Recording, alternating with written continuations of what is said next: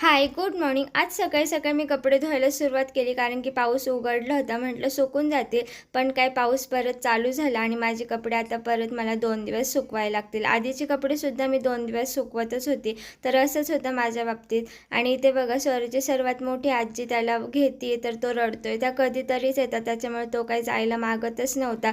त्या म्हणत होत्या की माझा बाबा आहे, माझं हे, माझा मुलगा आहे. तरी पण तो काही ऐकायलाच तयार नाही. आणि नंतरनं बोलला की चल आपण भुरभुर जाऊ, तरी पण काही स्वराज गेला नाही. जेव्हा त्या अर्धा तास घरात येऊन बसला तेव्हा स्वराज त्यांच्याकडे थोडाफार तरी गेला.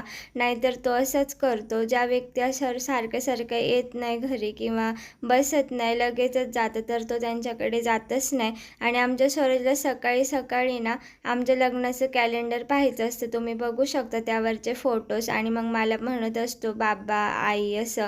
आणि ते स्वराजला थोडंसं 2 दिवस बरं नव्हतं म्हणून तो त्याच्या बाबांच्या कुशीत बसला होता. त्याचे बाबा त्याचे खूपच लाडके आहेत. आणि ते त्याची दीदीसुद्धा आली होती दुपारी, त्याच्यामुळे तिच्यासोबत थोडा खेळला तरी. आणि यांना मी डाळिंब काढायला लावलेलं, पण डाळिंब खूपच उंच असल्यामुळे त्यांनी अशी काठीची ट्रिक केली आणि मला डाळिंब काढून दिलं.